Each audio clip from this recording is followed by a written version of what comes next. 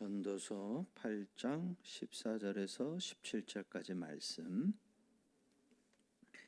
교독을 하도록 할까요? 제가 14절 말씀 읽고 여러분들이 15절 교체 교독을 하도록 하겠습니다. 14절 말씀 제가 먼저 읽겠습니다. 세상에서 행해지는 헛된 일이 있나니 곧 악인들의 행위에 따라 벌을 받는 의인들도 있고 의인들의 행위에 따라 상을 받는 악인들도 있다는 것이라. 내가 이르노니 이것도 헛되도다.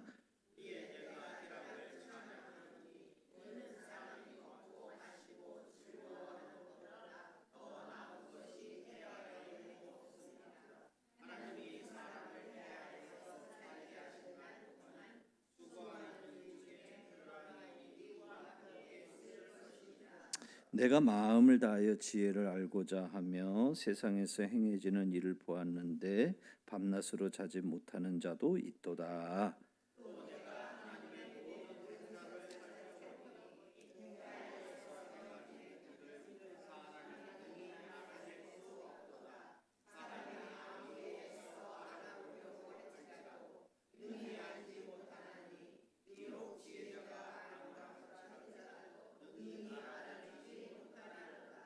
아멘.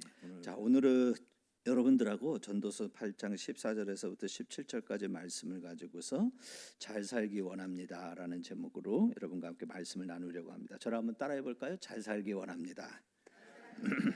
잘 살기 원합니다. 입을 다물고 있는 사람은 못 살기 원합니다.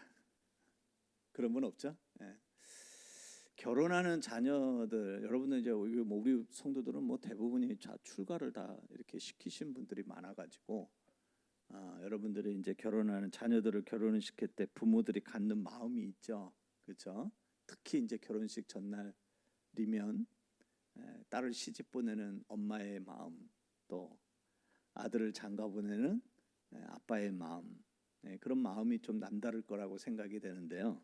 조금씩 좀 크고 작고 또 여러 가지 다른 방향으로 생각할 것은 많이 있겠지만은 부모들이 갖는 한결된 마음은 뭐냐면 어떤 마음이냐면 시집장가 가서 뭐 했으면 좋겠다? 잘 살았으면 좋겠다. 그렇죠? 이게 아마 다 그거 바라는 걸 거예요. 그렇죠? 행복한 가정을 이루어서 잘 살기를 바라는 거, 이제 그게 아마 모든 부모들이 갖는 그런 마음이라 저는 그렇게 생각이 되는데요. 그럼 도대체 잘 산다는 게 뭘까요? 뭐가 잘 사는 거죠? 어떤 게 잘 사는 거죠? 이제 그건 조금 이제 어떤 그 부모나 그 가정의 형편에 따라서 조금 다를 것 같아요. 예를 들면 물질에 좀 어려움을 겪은 그런 가정에서는 좀 잘 살아야 돼 할 때 그 마음은 제가 보기에는 아마 그런 마음일 것 같아요. 조금 네가 여유 있게 좀 살았으면 좋겠다. 그렇죠? 그런 마음을 가지고 아마 잘 살아야 돼, 잘 살아 이렇게 말하지 않을까 싶고요. 또 어떤 가정 이런 가정이 있죠. 막 이렇게 부부가 엄마 아빠가 이렇게 부모가 늘 다퉈. 그래서 가정이 늘 이렇게 화평하지 못하고 평안을 누리지 못하고 이렇게 막 그냥 위태위태 조마조마 불안불안 그런 가정에 있는 자녀들, 이제 그런 자녀들을 시집을 보낼 때 그때 부모들이 이제 특히 엄마들이 그런 말 많이 하겠죠. 잘 살아라, 잘 살아야 된다. 이제 그 얘기를 할 때 그때 그 잘 산다는 의미는 다른 것이 아니고 너는 우리처럼 살면 안 돼. 아니 나처럼 살면 안 돼. 그렇죠? 사랑받고 사랑하면서 화목하게 살아야 돼. 그게 아마 그 부모애가 잘 살아야 돼, 잘 살아야 돼 하는 그런 마음일 거라고 저는 생각이 듭니다. 그리스도인의 부모, 이제 우리는 예수를 믿는 사람들이기 때문에 우리 그리스도인들의 부모는 그 부모들이 생각하는 잘 사는 건 도대체 뭘까? 우리가 좀 그걸 생각을 해야겠죠, 그렇죠? 일반적인 잘 산다는 의미는 제가 이제 앞서 설명한 대로 그 정도면 우리가 충분히 알 수 있을 것 같은데요. 그럼 예수를 믿는 그 부모가 생각하는 잘 산다는 것은 도대체 뭘까를 생각해 보면 우선 하나는 첫째는 뭐냐면 자녀들이 가정을 이룰 때 믿음의 가정을 이루면서 살아가기를 원하는 거, 그렇죠? 그게 아마 잘 사는 것의 비결이다라고 생각할 것입니다. 또 그렇게 생각해야 그것이 옳은 것이라고 생각이 돼요. 그리고 하나님께서 그 가정을 임마누엘 해주시는 그런 복을 누리는 가정이 되는 것. 그러면 그 가정이 잘 사는 가정이겠다. 그렇죠? 임마누엘이 뭐죠? 하나님이 함께 하신다. 그렇죠? 하나님이 함께 해주시는 가정이면 잘 사는 거죠. 믿습니까? 예, 그렇죠. 하나님 함께 해주시면 잘 사는 거죠. 그러니까 아마 우리 믿는 부모들은 다 그렇게 자녀들에게 그런 마음을 가지고 네가 믿음의 가정을 세워야 되고 또 하나님이 함께 해주시는 그런 가정이 되어야 한다. 그게 잘 사는 거다. 그렇게 살아야 된다. 그렇게 아마 우리 모두가 생각하고 있을 것이라고 생각이 됩니다. 그럼 주님은 자녀된 우리들을 향하여 갖는 마음은 어떤 것이겠는가라는 것에 대해서 우리가 좀 생각해 봤으면 좋겠는데요. 그러니까 주님이 우리의 부모라고 하시면, 영적 부모라고 하면 영적 자녀인 우리들을 향하여서 갖는 마음, 그 마음은 어떤 마음이냐면 주님은 우리가 잘 살기를 바라는, 그렇죠? 우리 주님도 그러니까 육적인 부모만 우리가 잘 살기를 바라는 게 아니고 똑같이 영적인 부모이신 우리 주님도 여러분들이 어떻게 살기를 원하냐면 여러분들이 잘 살기를 원하고 계셔요. 그거의 증거가 뭐냐면 지금도 그래서 주님이 하나님의 보좌 우편에 앉으셔서 거기서 뭐 하고 계신데요? 기도하고 계신데요. 그 기도를 무슨 기도라고 그러죠? 중보기도라고 그러죠. 중보기도는 누구를 위해서 기도하는 거예요? 예수님 자신을 위해서 기도하는 거 아니죠. 그렇죠? 당신의 자녀된 믿음의 백성들을 위해서, 그들을 위해서 기도한단 말이죠. 그럼 예수님이 그 기도할 때, 우리 성도들을 위해서 기도할 때 그 기도 내용이 뭐겠어요? 잘 살기를 바라는 거죠. 그렇죠? 그런 마음을 가지고 주님이 기도하고 계셔야죠. 그렇죠? 그래서 주님이 우리에게 갖는 마음, 우리가 잘 되기를, 잘 살기를 바라는 그것이 증거가 되는 게 뭐냐면 보좌 우편에서 주님이 하고 계시는 중보 기도를 볼 때 그것이 우리에게 증거가 된다라고 하는 거죠. 자녀가 부모를 실망시켜 드리지 않도록 하기 위해서 잘 살려고 이제 애를 쓰죠. 그렇죠? 그와 마찬가지로 믿음의 자녀된 우리들도 주님이 우리가 잘 살기를 바라는 그런 마음을 가지고 지금도 기도하고 계시는데 그 주님을 실망시키지 않도록 하기 위해서 우리 그리스도인들도 잘 살려고, 그렇죠? 주님이 기대하는 대로 그렇게 우리가 한번 좀 잘 살려고 우리가 힘쓰고 애써야 될 것이라고 생각이 됩니다. 그래서 오늘 이 말씀 제목은 잘 살기 원합니다라는 건 두 방향이에요. 먼저 주님이 우리를 향해서 갖는 마음, 너희가 잘 살기를 원한다라는 마음이고, 또 우리는 그 주님의 기대대로 우리가 주님의 기대대로 우리 인생을 잘 살기를 원합니다라는 그런 함의적인 의미를 가지고 있는 것이 오늘 말씀 제목이다라고 그렇게 말씀드릴 수 있습니다. 그렇다면 이제 우리가 생각해 볼 것은 뭐냐면, 그러면 우리 믿음의 사람들이 주님의 기대대로 잘 산다는 것은 어떤 삶을 얘기하는 거냐? 그건 이제 우리가 명확하게 알아야겠죠. 그렇죠? 그리고 이제 우리가 그런 삶을 살아야 돼. 그래야 주님의 기대대로 우리가 사는 것이고 주님이 원하는 대로 우리가 그 삶을 살아서 우리가 참 잘 사는 사람이 되는구나라는 걸 우리가 깨달아 알게 되는 거죠. 그래서 우리가 잘 산다는 것, 도대체 이 세상에서 주님이 믿음의 사람들이 잘 산다는 건 도대체 뭘 말하고 계시는 건가를 우리가 좀 생각해 봤으면 좋겠는데요. 오늘 우리 한번 본문 14절 말씀 우리 한번 좀 같이 한번 좀 읽어볼까요? 한번 다시 한번 좀 읽어보겠습니다. 14절 말씀 한 목소리로 같이 읽겠습니다. 시작.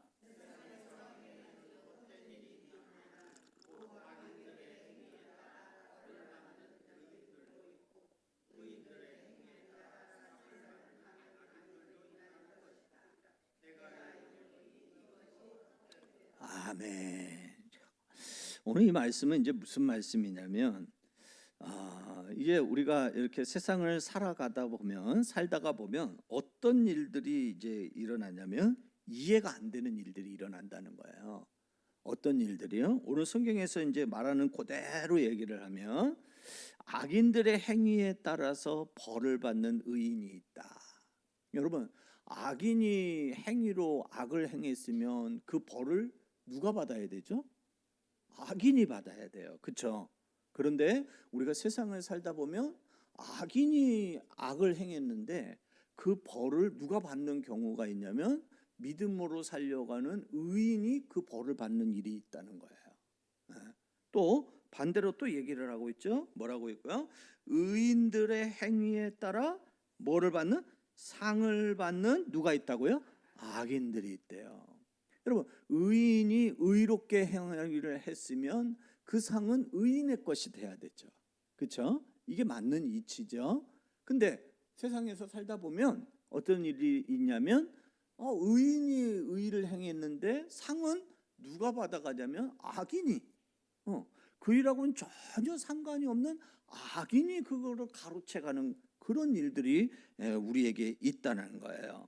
그렇죠? 그래서 악을 행한 사람이 벌을 받는 것이 아니라 오히려 더 잘 먹고 잘 살고 뭐 그냥 형통하고 뭐 이런 걸 보고, 또 의인이 막 믿음으로 살려고 하는데 그냥 몸부림치고 사는데도 하는 일마다 다 막혀. 안 돼. 그리고 뭐 그냥 오히려 자기가 손해를 입고, 그리고 모든 것이 만사가 형통이 아니라 만사가 다 불통이 되는 그런 삶을 산다는 말이죠. 그런 삶을 사는 사람들이 있다는 거죠. 그러니까 세상은 우리가 뭘 얘기하려고 하냐면, 오늘 이 전도서 저자는 누구냐면, 전도서를 쓴 사람이 누구냐면 솔로몬이에요. 솔로몬이 오늘 뭘 얘기하려고 그러냐면, 오늘 이 14절에서 말씀을 통해서 우리에게 얘기해 주는 건 뭐냐면, 세상은 우리의 생각이나 우리의 기대 또는 우리의 예측대로 돌아가지 않는다는 거예요. 올바른 목적을 가지고 오랫동안 공들인 일이 있으면 그게 이루어져야 되는데, 그렇죠? 예를 들면 이제 우리 교회 같은 경우에 10월 22일 새생명 축제, 그래, 이거 하나님이 기뻐하시는 일, 그렇죠? 그래서 우리가 이거 막 기도도 하고 또 막 고민도 하고 계획도 세우고, 또 막 성도들이 이렇게 헌금으로 막 이렇게 후원하고 지원하고, 또 적극적으로 막 이렇게 또 태신자 관계 맺기 하고, 막 이렇게 마음을 모으고, 우리 성도들이 한 마음을 다 모아가지고 그래가지고 이렇게 딱 하면 우리의 기대는 뭐냐면, 그것이 성공리에, 이제 말하는 그 성공이 뭐냐는 따라서는 이제 조금 얘기가 좀 달라지겠지만, 우리가 이제 일반적으로 생각하는 그런 게 있잖아요, 그렇죠? 우리가 기대하는 게 있고 우리가 예측하는 게 있고, 우리는 그렇게 이제 그걸 우리가 바랄 때가 있는데 그렇지 않을 때가 더 많다는 거예요. 그러니까 우리의 기대대로 우리가 예측한 거하고는 전혀 다르게 나오는 일들이 많이 있다는 거예요. 그렇죠? 예전에는 잘 되던 일들이 어떻게 된 게, 이번에는 뭘 좀 해보려고 하니까 좀 더 준비를 잘했는데, 더 신경을 많이 썼는데, 그런데 이번엔 더 안 돼. 그런 일도 있다라는 거예요. 참 그게 우리로 하여금 우리 인생에서, 우리가 이 땅에서 살아가면서 그런 것들이 우리에게 당황스럽게 하는 일들이 많이 있다는 거죠. 그러니까 우리 교육자들이 특히 그런 것 같아요. 막 그냥 이렇게 해가지고 막 이래서 이제 막 기대감을 갖고 이제 딱 했는데, 막상 우리의 생각대로 우리의 기대대로 예측대로 안 되면, 그렇죠? 그러면 이제 뭐 교육자들은 이제 다 당황을 하는 거죠. 그렇죠?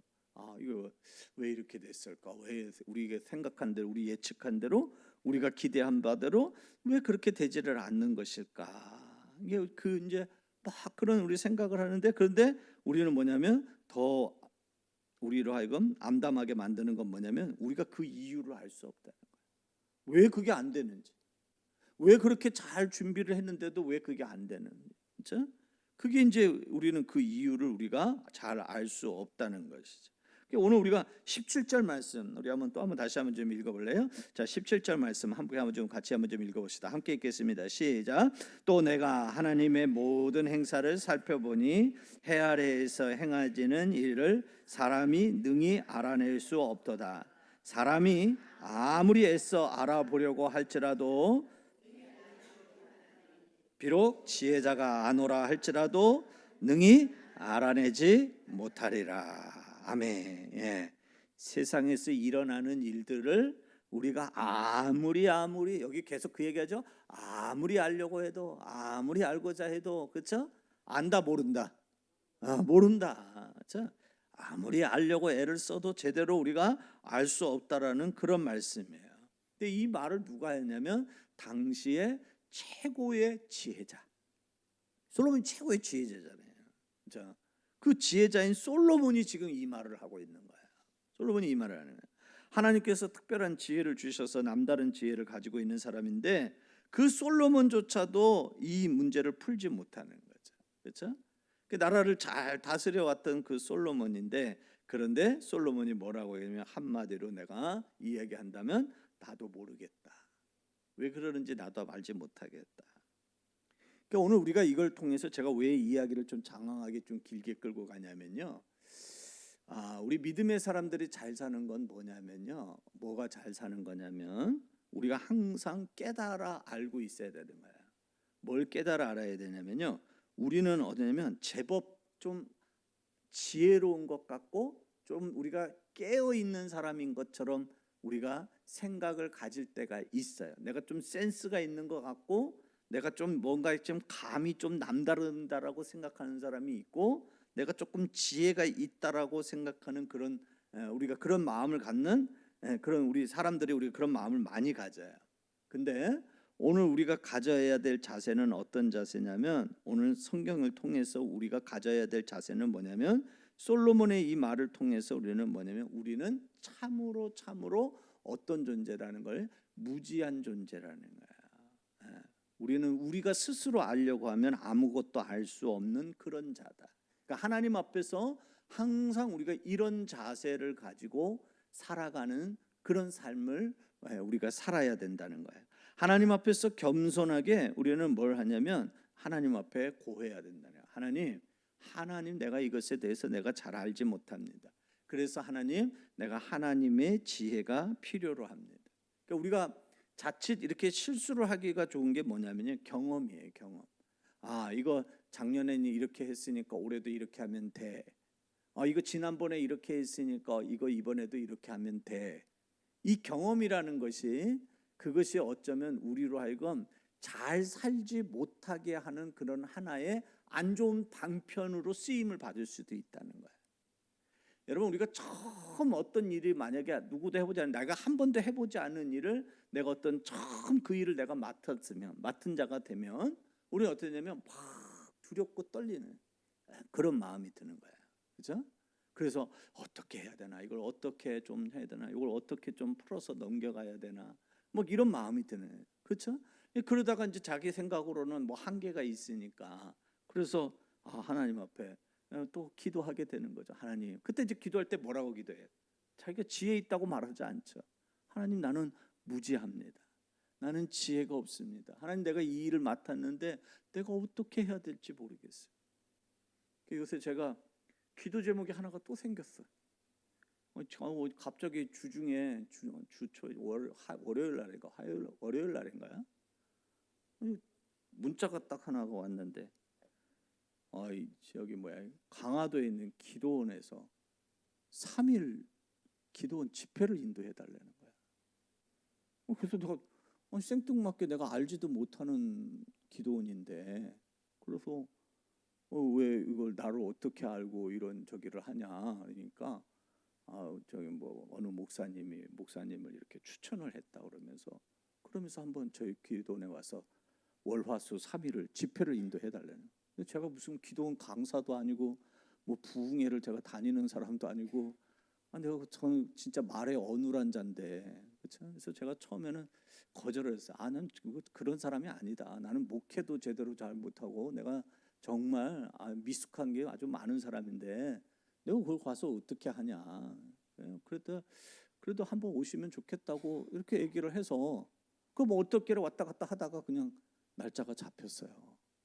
그래서 기도 좀 해주세요. 11월 6일, 7일, 8일 지금 월화수 제가 총 5번 집회를 인도를 해야 되는 상황인데 제가 그걸 해봤습니까? 그러니까 기도가 무슨 기도가 나오겠어요? 설교는 늘 하는 설교죠. 그런데 하나님 앞에 하나님 나는 아무것도 말할 줄 모릅니다. 하나님 내가 뭘 전해야 되겠습니까? 하나님이 나에게 은혜를 주셔야 됩니다. 하나님이 나에게 지혜를 주셔야 됩니다. 뭐 본문을 잡아야 되는데 뭘 잡아야 될지도 모르겠고 뭐 좀 생각이 멍해요. 그러네. 근데 오늘 하나님이 우리 믿음의 사람들에게 가지기를 원하는 자세는 바로 어떤 자세냐면 이런 자세예요. 내가 잘 할 수 있는 일도 하나님 앞에 어떤 자세로 하나님은 우리가 세워지기를 원하냐면 겸손한 자로 하나님 앞에 우리가 세워지기를 하나님이 원하신다는 거예요. 그게 바로 믿음의 사람들이 잘 사는 삶의 비결이라는 것을 우리 성도들이 깨달을 수 있기를 주님의 이름으로 축원합니다. 어리석으면서도 어리석은 것을 모르고 살아간다면 그 인생만큼 교만한 인생이 어디 있겠습니까? 그 인생만큼 어리석은 인생이 어디 있겠습니까? 그리고 나중에 후회할 일이 얼마나 많은 삶이 되겠습니까? 그러니까 그런 삶은 잘 살 수가 없는 것이죠. 우리가 잘 살기를 원한다면 우리는 어떻게 하냐면 하나님 앞에 늘 겸손한 자세로 서 있어야 되는 거예요. 절대로 오만한 자리에 앉지 말고 하나님, 나는 할 줄 모릅니다. 나는 어린아이와 같습니다. 하나님이 나에게 지혜를 주십시오. 하나님이 나에게 은혜를 주십시오. 하나님이 나에게 힘을 주십시오.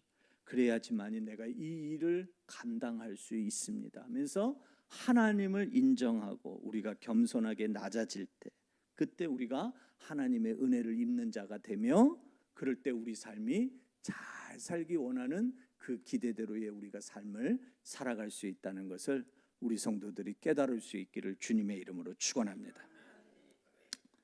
두 번째는, 그러면 우리 믿는 사람들이 잘 사는 건 뭐냐, 어떤 삶이냐? 여러분 15절 말씀 한번 보실래요? 15절 말씀 한번 좀 같이 한번 좀 읽어볼까요? 15절 함께 읽겠습니다. 시작.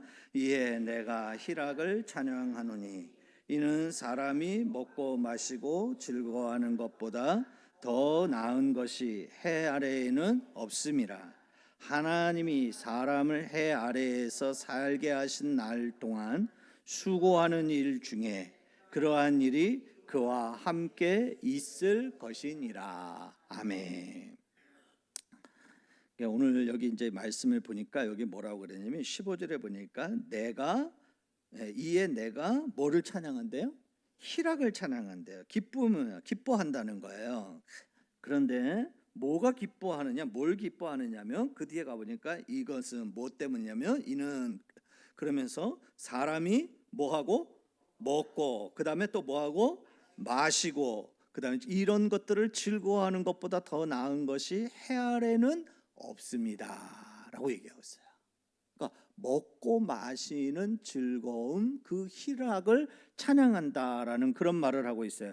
이 말은 무슨 말이냐면, 다른 말로 얘기하면 먹고 마시고 그게 그렇게 즐거운 거야? 그걸 찬양해야 되는 거야? 이게 뭐냐면, 다른 말로 이야기하면 뭐냐면요, 우리가 어떤 특별한 것만 가지고서 하나님을 찬양하는 것이 아니고, 우리가 뭐냐면 일상적인 삶을 살면서 맛보게 되는 그것을 가지고서 하나님을 찬양하면서 살아가는 삶. 무슨 말인지 아시겠어요? 내가 오늘 밤 잠을 잘 잤어. 일상적인 거예요. 밤에 잠자지, 그럼 잠에 안 자고 뭐예요? 그렇죠? 밤에 내가 잠을 잘 잤어. 일상적인 삶이에요.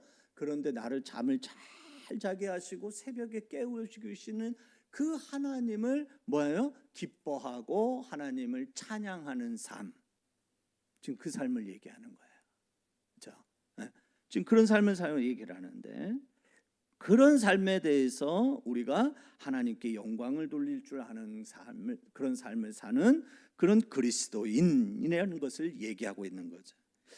여러분 이제 그런 말 많이 들어봤죠. 소확행이라는 말 들어보신 적 있나요? 우리 어르신들은 모를 수 있는데 청년들은 다 알아요. 소확행 뭐죠? 작고 사소하지만 확실한 행복을 추구하면서 사는 삶을 소확행이라고 그렇게 얘기해요. 네, 그렇죠? 사람들은 보통 어떤 행복이 뭐라고 되냐면 크게 뭔가 오는, 커다랗게 오는, 그걸가 자기에게 올 때 그걸 행복이라고 생각하는데, 요새는 소확행. 그래서 내가 그런 거 기대하기보다도 나는 그냥 작은 것에 대해서 내가 행복을 누릴 수 있는 확실한 것, 그걸 누리면서 나는 살겠다라고 말하는 그런 사람들이 많이 있어요. 그러니까 그 말은 뭐냐면, 다른 말로 바꿔서 얘기하면 뭘 얘기하냐면, 일상 속에서 그냥 내가 느낄 수 있는 행복을 느끼면서 그 행복을 말하면서 사는 삶을 이야기하는 거죠. 그렇죠? 이게 지금 많은 사람들이 이야기하는 소확행이라고 하는 것이에요. 우리 뭐 중년 남자들이 좋아하는 텔레비전 프로그램이 하나 있어요. 오늘 저도 아마 수요 예배 끝나고 나서 가면 잠깐 볼 것 같은데, 수요일 저녁이면 MBN이라고 하는 종편 방송에서 하는 프로그램이 있어요. 장로님 뭔지 아세요? 안 보셔서 모르시구나. 신령하셔가지고. 조 장로님 아세요? 모르세요? 근데 들어는 보셨을 거예요. 자연인. 지금 우리 장로님 에이 이러셨나? 근데 많은 중년 남자들의 그 로망이에요. 나도 노년에 나이 들어서 저 자연 속에 들어가서 살았으면 참 좋겠다. 이게 로망이고, 저도 뭐 그런 걸 좋아하기는 하는데 저보고 가서 살라 그러면 저는 단 하루도 못 있다가 전 뛰쳐나올 거예요 아마. 그런데 저희 아내는 아주 싫어해요. 아주 싫어해요. 막 경기를 하면서 싫어해요. 왜 싫어하냐 물어보니까 뭐라고 했냐면, 거기 나오는 사람들은 경쟁 사회에서 다 탈락한 사람들. 그렇죠? 그 보면 다 그래요. 사람 얼굴만 다르지 프레임은 똑같아요. 뭐 얘기하냐면 자기가 세상에서 뭐 하다가 망하고 안 되고 뭐 불화를 겪고 가정이 어렵고 말해가지고 세상이 싫다. 그래서 내가 산으로 들어왔다. 산으로 들어오니까 여기가 너무 행복하더라. 그 얘기거든요. 사람 얼굴만 바뀌어요. 얼굴만 바뀌지만 나오는 얘기는 똑같은 얘기가 나오거든요. 그렇죠? 근데 그 사람은 우리는 그냥 이제 저희 아내는 그래 싫다는 거예요. 왜 그런 자꾸 실패한 인생을 사는 사람들에 대해서 왜 자꾸 경쟁을 포기하고 고통을 당하지 않으려고 회피하는 그런 사람들, 도전 정신을 잃어버린 그런 사람들, 왜 그런 사람들 프로그램을 자꾸 보냐고. 당신도 그렇게 살고 싶어? 막 나보고 이제 막 그렇게 얘기를 해. 근데 이제 뭐 제가 그렇게 살고 싶어서가 아니라 저는 그렇게 살지도 못하지만 이제 남자들은 그런 이제 꿈을 항상 이렇게 가지고 있다는 거죠. 그러니까 어쨌든 그 산속에 들어가는 사람은 세상 사람들은 뭐 어떻게 평가하든지 간에 그 사람은 뭐예요? 소확행이에요. 그렇죠? 뭐 거기서 무슨 뭐 큰 행복을 뭐 누릴 만한 게 뭐가 있겠어요? 그런데 자기는 거기서 일상생활 속에서 늘 똑같은 사람 아니에요? 산속에서 사는 삶이 무슨 뭐 특별한 일이 뭐가 있겠어요? 그렇죠? 뭐 봄, 여름, 가을, 겨울 4계절 가는 거 보고 늘 그냥 홀로 지내고, 그런데 거기서 자기는 뭘 느끼면서 하면 자기는 자기 행복을 느끼면서 산다. 이제 그렇게 얘기를 하는 거예요. 그렇죠?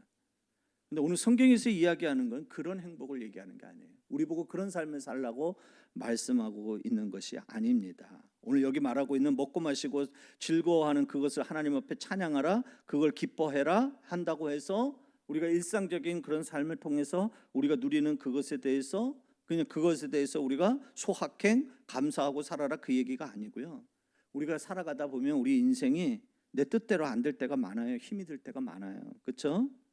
그런데 우리가 뭐냐면, 그렇게 힘들고 어려운 삶을 우리가 살아갈 때도 우리가 가만히 보면, 내 삶을 이렇게 주변을 이렇게 자세히 살펴보면 하나님께서, 나는 늘 그냥 의뢰의 당연하게 나한테 오는 건 줄 알았는데, 그런데 가만히 내가 이렇게 주의 깊게 살펴보고 보면은 하나님께서 내 인생 가운데 내가 행복을, 기쁨을 누릴 수 있도록 하나님이 예비해 놓으신 것들이 있다는 것을 우리가 깨닫게 된다는 거예요.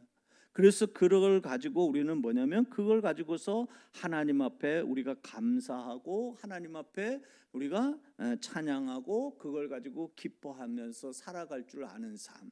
그럼 목사님, 그게 도대체 뭐예요?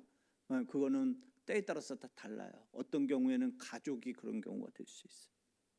또 어떤 경우는 좋은 믿음의 친구가 그런 경우가 될 수 있겠죠. 그렇죠?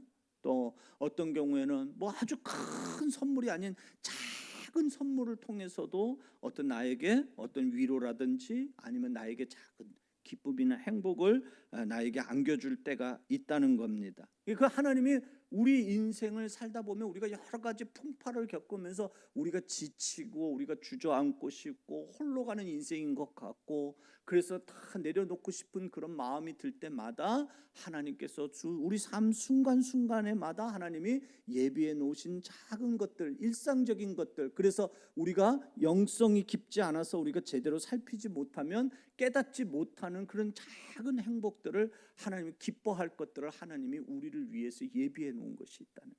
그래서 우리는 어떤 삶을 사는 것이 우리 그리스도인으로서 잘 사는 삶이냐? 그건 바로 뭐냐면 하나님 앞에서 우리가 작은 것 가지고서도 기뻐할 줄 아는 삶을 사는 것, 기쁨으로 살아가는 삶을 사는 것. 우리가 큰 것만 가지고 우리가 기뻐하는 삶이 아니고, 그렇죠? 앞서도 제가 말씀드린 대로 내가 이렇게 숨 쉬고 사는 거, 이거 얼마나 기쁜 일인지 몰라요. 근데 그게 기쁜 일인지를 우리는 언제 알아요? 내가 중환자실에 들어가 있을 때, 내가 내 스스로 호흡을 하지 못해가지고 내 여기다가 코에다가 입에다가 산소 호흡기를 끼고 있을 때, 그때 내가 숨 쉬고 그냥 내가 살 수 있는, 자연스럽게 내가 호흡하면서 살아갈 수 있다. 그것이 얼마나 기쁘고 감사한 일인지 알죠. 그렇죠? 우리 교우들 중에는 그런 분이 있어요. 일주일에 3번씩 어김없이 투석을 받아야 되시는 분이 있어요. 우리 강석원 집사님, 또 우리 이상근 성도님, 이분들은 매주 하루라도 빠지면 안 돼. 한 번 가시면 뭐 제가 얘기를 듣니까 체중이 4kg씩 빠진대. 투석을 한 번 받으면. 여러분, 말이 쉬워서 4kg지. 그게 얼마나 고통스러운 거겠어요. 한 번 투석을 시작하면 4시간, 5시간을 투석을 해야 된다는 거예요. 근데 내가 이렇게 건강하다는 거, 그렇죠? 우리는 그걸 당연한 건 줄 알자는 거야. 그러니까 우리가 하나님이 나에게 건강을 주시는 거, 내가 그걸 누리고 있다는 거, 우리는 그런 것에 대해서 전혀 조금도 감사할 줄 모르고, 그렇죠? 조금 내 뜻대로 안 된다고, 내가 생각한 대로, 내가 예측한 대로, 내가 기대한 대로, 내가 바랐던 대로 안 된다고 입이 이만큼 나고 투덜투덜거리고 짜증내고 원망내고, 그건 그리스도인의 삶이 아니에요. 그건 내가 잘 살기를 원하는 그런 하나님의 백성의 삶의 자세가 아니라는 거예요. 우리가 잘 살기를 원해요. 그러면 어떻게 사는 거예요? 우리 뭐냐면 작은 것조차도 그걸 가지고 하나님 앞에 기뻐하고 하나님을 찬양하고 하나님 앞에 감사할 줄 아는 삶을 사는 것. 할렐루야. 그렇죠? 그게 바로 주님이 기뻐하시는 삶이에요. 그게 바로 우리가 잘 사는 삶이라는 거죠. 그렇죠? 여러분, 오늘 우리가 읽지는 않았는데요, 8장 17절을 끝나고 나면 9장 1절에 이렇게 시작을 하고 있습니다. 여러분 성경을 한번 보실래요? 9장 1절 한번 보실래요? 자, 같이 한번 좀 읽어보겠습니다. 함께 읽겠습니다. 시작. 이 모든 것을 내가 마음에 두고 이 모든 것을 살펴보니. 자, 보세요. 이 모든 것이라고 그랬어요. 그렇죠? 지금 뭐냐면 내가 정말 잘 사는 거, 그렇죠? 이제 그게 뭐냐면 하나님, 나는 무지합니다. 나는 아무것도 할 수 없습니다. 이렇게 하나님 앞에 겸손하면서 사는 삶, 그렇죠? 그 다음에 또 뭐라고 그랬어요? 작은 것에서도 내가 기뻐할 줄 아는 그런 삶을 사는 거. 자, 거기에 내가 그걸 얘기를 하고 나서 그 다음에 9장 1절에 가면 이 모든 것을 내가 마음에 두고 이 모든 것을 살펴본즉, 그러면서 그 다음에 또 얘기하죠. 한번 읽어봅시다. 시작. 의인들이나 지혜자들이나 그들의 행위나 모두 다 하나님의 손안에 있으니 사랑을 받을는지 믿음을 받을는지 사람이 알지 못하는 것은 모두 그들의 미래의 일들임이니라. 아멘. 그러니까 저 사람이 사랑을 받을 사람인지 미움을 받을 사람인지 그건 미래에 속했다는 그 말은 우리가 안다는 얘기에 모른다는 얘기예요. 모른다는 얘기예요. 그래서 뭐라고 얘기하냐면 그들의 행 모든 것이 다, 중간에 보니까 뭐라면 모두 다 누구의 손 안에 있다? 하나님의 손 안에 있다. 그러니까 우리가 그걸 인정해야 되는 거예요. 여러분, 내가 모든 것이 다 하나님 손에 달려 있다는 그걸 인정해야 할 줄 알아야 돼. 그게 바로 진짜 이 모든 것의 어떤 그런 결론이라고 말할 수 있는 그런 말씀입니다. 그러니까 오늘 다 모든 것이 다 하나님의 손에 달려 있습니다. 세상에 왜 내가 생각한 대로, 내가 기대한 대로, 내가 예측한 대로 왜 안 되죠? 왜 안 풀리죠? 근데 그게 다 우리가 내 생각대로 될 때도 있지만 안 될 때도 있다는 거예요. 근데 그건 뭐냐면 뭘 얘기하냐면 거기서 우리는 뭘 알아내냐면 그거 다 누구 손에 있냐면 내 생각에 안에 있는 거 아니라 내 계획 안에 있는 게 아니라 누구 손 안에 있다고 얘기하는 거냐면 하나님 손 안에 있다. 그렇죠? 그거 얘기하고 있는 거예요. 여러분 보세요. 예수님도 십자가상에서 모든 사역을 마치시고 나서 예수님이 마지막으로 큰 소리로 외치신 말씀이 있어요. 뭐라고 말씀하셨냐면 아버지 그러면서 내 영혼을 아버지 손에 뭐 하나이다? 부탁하나이다. 하나님 앞에 다 맡겨드리는 거예요. 하나님 아버지한테 다. 예수님 십자가에서 숨을 거두시는 그 마지막 순간에도 아버지 하나님 이거에 내가 어떻게 내가 이후에 내가 죽은 이후에 내 숨이 끊어진 이후에 나는 어떻게 할지 나는 모릅니다. 그래서 나는 누구에게 맡깁니다? 하나님에게 다 맡깁니다. 우리 성도들이 잘 사는 것 어떻게 잘 사는 것이냐? 하나님 손에 다 맡겨드리는 거예요. 우리가 자꾸 손에 들고 막 그냥 이렇게 어쩔게 할 줄 몰라갖고 이렇게 이 손에 들었다 저 손에 들었다 왔다 갔다 놨다 들었다 놨다 들었다 이렇게 할 게 아니고 우리는 어떻게 하냐면 우리 자꾸 그러지 말고 우리가 하냐면 그 모든 것을 그렇죠? 예수님조차도 그러잖아요. 나 이제 숨이 끊어지는데 나 이제 죽는데 이제 내 영혼 아버지 손에 맡깁니다. 아버지께서 알아서 하십시오 하면서 하나님 앞에 모든 것을 맡겨요. 우리가 이런 삶의 자세를 가져야 돼요. 그럴 때 우리는 어떻게 해요? 하나님 앞에 맡기는 사람은 어때요? 그땐 자기가 교만되게 이건 내가 한번 해볼게. 이건 이렇게 하면 돼. 이렇게 말 못해요. 그렇죠? 그때 우리가 어떻게 해요? 하나님 손에 맡기는 사람. 그 사람은 어떻게 되면 그런 사람이 겸손해지는 거예요. 하나님 앞에 모든 것을 맡기는 그런 사람이 바로 어떻게 되면 그런 사람이 정말 아주 소소한 그런 걸 가지고도 거기서도 기뻐하고 거기서도 감사하고 거기서도 행복을 누릴 줄 아는 그런 그리스도인의 삶을 우리가 살게 된다는 거예요. 여러분 잘 살기 원하세요? 아니에요? 그냥 이렇게 살다가 그냥 갈래요? 잘 살기 원하세요? 아멘? 크게 해봅시다. 잘 살기 원하세요? 그럼 오늘 우리가 뭐냐면 여러분의 인생을 다 누구에게 맡기라고요? 하나님한테 맡기세요. 맡기면 하나님 앞에 겸손해져. 하나님 앞에 다 맡기면 하나님이 작은 것 주는 것도 너무너무 귀하고 감사해요. 안 맡기니까 겸손할 줄 모르는 거야. 안 맡기니까 그런 거 가지고 내가 감사할 사람 아니야. 뭘 이런 걸 가지고 감사해. 짜증내고 원망내고 그런 인생 사는 거예요. 그런 인생을 우리는 잘 사는 인생이라고 말하지 않아요. 성경에서 얘기하는 그런 삶이 아니라는 거예요. 오늘 우리가 이 말씀을 들으면서 저와 여러분이 우리의 모든 것을 주께 다 맡길 줄 아는 그런 하나님의 사람, 그래서 그것으로 말미암아 우리가 주님 앞에 더 겸손해지고 또 작은 것 가지고 또 기뻐하고 감사하고 하나님을 찬양할 줄 아는 그런 정말 잘 사는 인생으로 아름답게 세워지는 우리 모두가 되기를 주님의 이름으로 축원합니다. 아멘. 오늘